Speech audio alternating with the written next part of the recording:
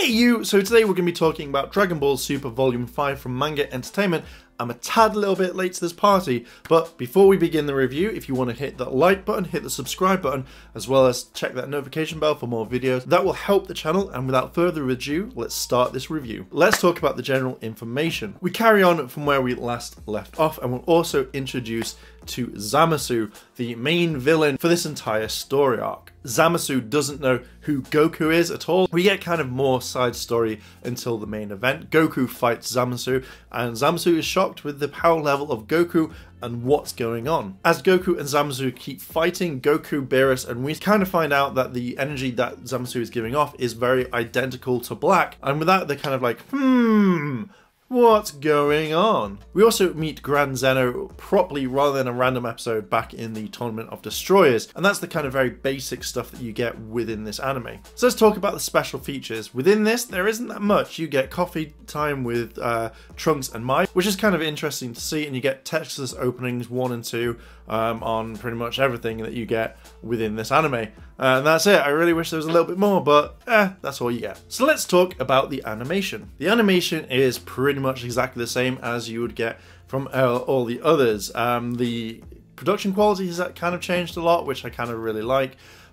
We then have, like, I think the line technique that they bring in, where it kind of copies all the lines. I don't know, I've heard it being knocked about that they made this kind of line animation program to kind of make it a little bit better. So if that's the case, then they've added it in, and you can see that at some points there are thin lines and other lines there are thicker lines. I kind of like dug it. If they have got this implemented, then bang, it's a decent thing. At the very beginning of the anime, it's quite light, so pretty much very similar to how Cardcaptor Sakura had it, where there'd be light everywhere. It'd be a lot brighter than normal, but it wasn't kind of overspilling on, say, the characters. It was kind of more like just brightened up to make you think that this was a heavenly world, that this was a better world than what we've got previously anywhere else. The animation doesn't really change again until it comes into the future, into Trunks' future, where it's about an hour into it, where everything is dark, it's kind of nitty gritty, and it's a lot different than what we've seen previously in any of the other Dragon Balls.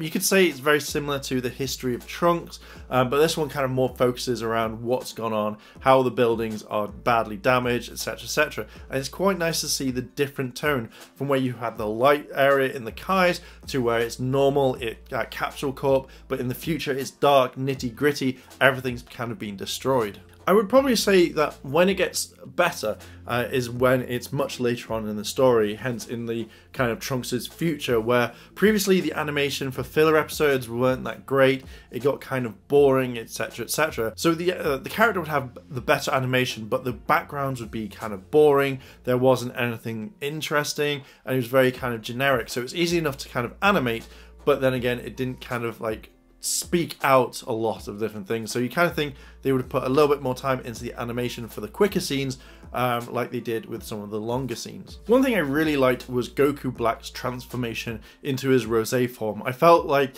because this was a brand new transformation, I felt like more time had been put into this one than it had been for, say, some of the others. When Goku goes against Goku Black in his Rosé form, I felt like this fight was really well animated. It felt alive, it felt different, and the music also really helped with this as well. So it wasn't just a general, oh, you know, just music, It felt like it went really well with it. I think that with the fight scenes, that it left you wanting more all the time. It just wasn't a general, It was like, you wanted more. You wanted to see how this was going down. Would Goku be able to defeat Goku Black in his Rosé form? Would Vegeta be able to stand up? Because obviously, you know, he wants to punch the crap out of him and actually kind of defeat him in a way. But still, it felt like it was a very unique thing within this anime, and I wholeheartedly enjoyed it. Although kind of mentioning it as before, I did think some of the fight scenes were kind of bland. So again, going over what I said, sometimes with Goku versus Black, it was very kind of meh, and then even then with Zamasu, I think it was mainly the backgrounds, as I meant previously.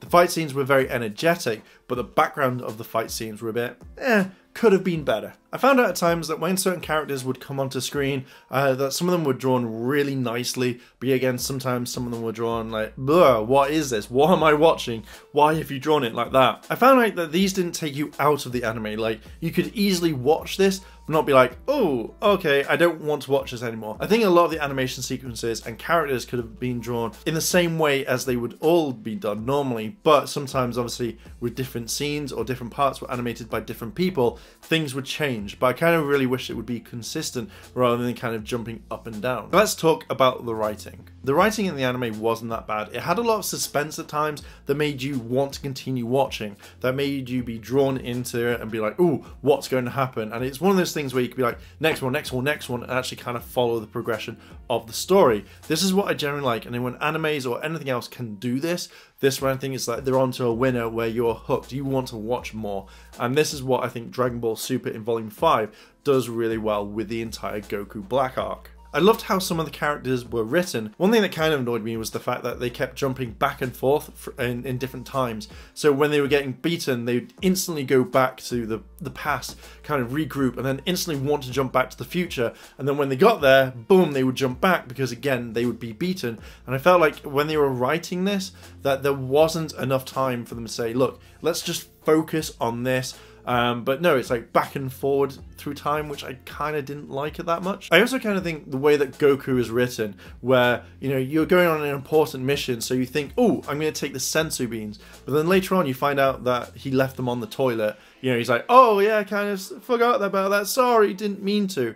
But you kind of think, oh, you shouldn't be doing that, Goku. You know this. You've been through so much stuff to take sensu beans with you rather than leaving it on the toilet. Although this was meant to make the story longer, you kind of think that they would be able to add more stuff. So maybe you'd have more backstory into it, where like Zamasu came from, how he became a Kai, or have like maybe Goku Black exploring like when his body was taken over or something like that. So you can be like, ah, so there's more to it rather than, hey, back and forth, Goku forgets stuff. Oh no, oopsie. Although I did find it very interesting, I found this anime to be very fun, very like enjoyable to kind of watch when it was written, because in previous stories we've just had the same repeats: Battle of Gods, Resurrection of F. So this was very kind of new to me when watching it for the very first time, and then obviously reviewing it, and I was enjoying it. I was literally watching it going, I need to know more when this happened for the first time, and obviously through watching it again for this review. Some of the other elements where you have younger Trunks like kind of stepping up to his older self and saying, hey, stop being a weenie, you know, I know that you're really cool, but you know, I don't like how I've turned out in the future. And his pep talk, you know, it kind of motivated Trunks to be a bit more forward, to say, do you know what, I'm gonna do this should be a lot easier for me. So I generally thought, yeah, do you know what, you know, I liked how some of the story elements happen to kind of force Trunks, or to kind of make him believe to go forward and actually face his fears and actually face Black. Zamasu was well written, mainly because he had this plan. It wasn't just a, I'm going to eliminate everyone straight away, and no kind of backstory. He was like saying, yes, I am this person, I'm kind of neutral, now I'm evil, now I'm full-blown evil, I am now going to kill you all. And seeing that sort of progression with the writing felt natural, it felt right, and I'm glad they added all this rather than kind of like leave it much later on and be like, oh, let's just rush this character. I think one thing I would have liked to see if they had written it was Beerus going back with them and fighting Black.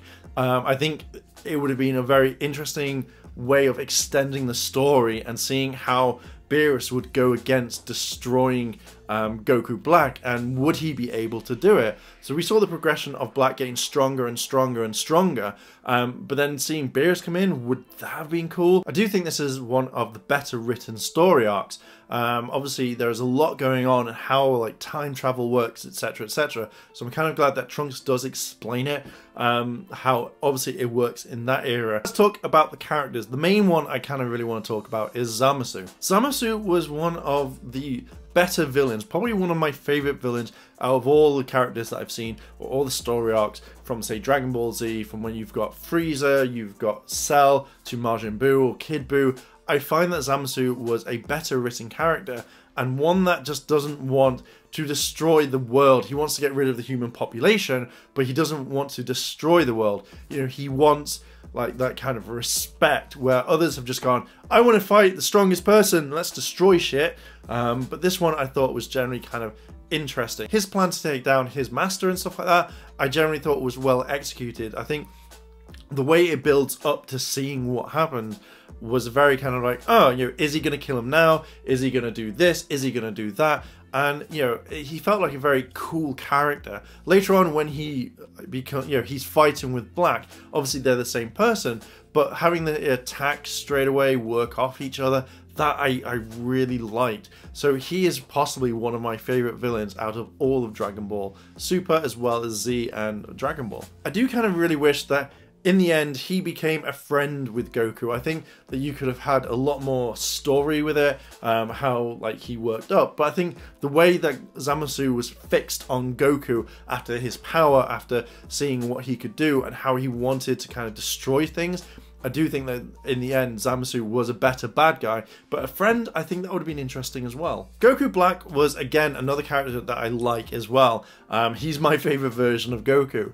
I think that when I first heard Goku Black back in like on the Japanese one, where his voice was very kind of calm, very collective, it was deeper, it was sinister, you knew that this was evil. But in the English one I was very scared, because what we'd seen originally was Batman Goku, where he's like, I'm going to destroy everybody here, ha ha ha, Vegeta, you can't beat me, Goku, I'm going to beat you. That was pretty much everywhere for a while, because obviously the guys over at Funimation, Sean Schemmel, hadn't really heard Black, and they didn't really know.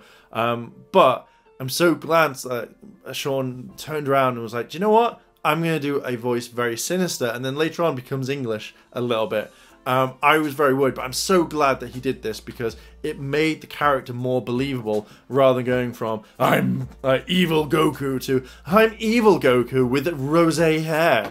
You know, I think jumping from that extreme to the other would have made the character and I think that would have kind of destroyed it a little bit. I did like the Japanese voices, but I did like Goku Black in the English voice a lot more. We get the story of how Zamasu swaps body with Goku, and I would have loved to see this kind of extended. I kind of wanted to see more. So yes, we saw him take down ChiChi and Goten, but I would have liked Goku to go on a massive rampage, and I think that would have been interesting to see, you know, to say the least. So I think that could have been extended rather than just oh, I've just done this, you know, and you could have seen Goku explode that all his friends had perished and stuff like that. But seeing this was kind of scary, and it showed you that, you know, Zamasu in Goku just didn't care. He wanted to eliminate everything and hurt Goku even more, or, you know, make people go like, oh, that Goku, he's a bad egg, he is. I think also seeing the emotional side, the emotional cues, as well as how he was something different that we'd not really seen before in many characters. Obviously we've seen like Vegeta when he's evil, but seeing someone being really good going to this state where he's just about to kill everyone and he doesn't care was a very interesting way. So Zamasu and Goku, or that he was my favorite. So basically Zamasu and Goku Black are two of my favorite bad guys, and I think that they are possibly, in my eyes, the best bad guys that we've had for a long time. So what made this interesting for me? To me, there was a lot of stuff in this that actually made me pay attention, that I actually really wanted to carry on with it. I think at times there was so much stuff that could have been cut down or taken out. So when Goku goes straight to the future, then goes back, then goes forward, then goes back, I think that if you kind of limited it down, I also didn't like the fact that as soon as they got back, they're like, right, we gotta get back to the future, we're all fine, you know, we've got to defeat this person. And I found that irritating, because they needed to train more, but I think I would have rather them would train to the full extent and then go back and deal with it, rather than running backwards and forwards all the time or relying on other characters. We also saw the resistance, how people reacted and how people were scared, and that's something that you do kind of see when in Dragon Ball Z, where we've seen, like, say, the androids arrive, but we haven't seen people act like this before, where they're actually hiding. You know, the androids would have taken everyone out, but with this one, where everyone's in a resistance and hiding away just to make sure that they survive, I think that really kind of spoke out and kind of added to this arc, or saga, should I say. We had the evil containment wave as well. This was something that I never thought we'd see, a kind of a last technique that was from Dragon Ball. One thing I didn't like is the fact that Goku forgot the seal. So in this one, it felt like he was just very kind of like, oh my god, I just don't care, like I forget everything, from sensu beans to the seal for the containment wave. But then seeing like the kind of YouTube video of Piccolo, or the video, should I say, of Piccolo doing the containment wave, I thought that was kind of really interesting and very funny. But then obviously Trunks delivering it. Because I hadn't watched this for a while since I reviewed it, so I thought it was Goku who did it, but it was Trunks who pulled it off perfectly. And then obviously I think you've got the flirting of Bulma as well. That was something very different.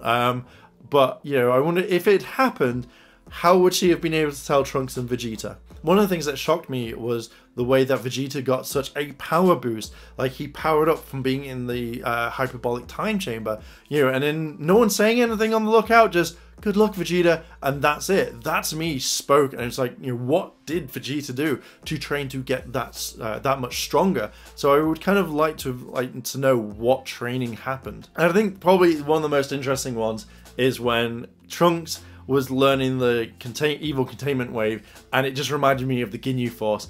I thought it was hilarious, I thought it was interesting, and I kind of would like to have seen a little bit more of this, like a little bit more comedy infused, but for what we got, it was perfect. So my final thoughts.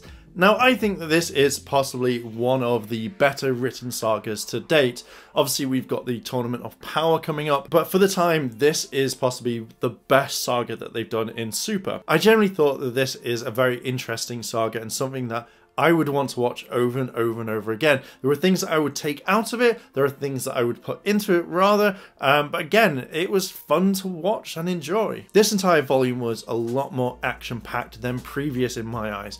It just felt good, it felt natural, and it felt like a progression for where this series was. I think that with some of the episodes that were drawn out, really didn't need to be in there. They could have been shortened, they could have been taken away for something different, and then filled with something that would actually be relevant to the actual anime. I do think that this had suspense, it held my attention, and it would hold yours, and it also had emotion in it as well, which I really liked. I would get this wholeheartedly. I recommend getting this one, so make sure that you pick your copy up now. It's in stores as well as on the manga website. Links will be in the description down below. And yeah, so I'm gonna kind of end it there. So Rangers, your question of the day is, what did you think about Dragon Ball Super Volume 5? Have you seen it? Are you getting it? What are your thoughts? Let me know down below in the comments, and if you've liked this video, like, favorite, comment, and consider subscribing. Check the notification bell for more videos, and as always Rangers, thanks for watching, and I'll see you in a bit.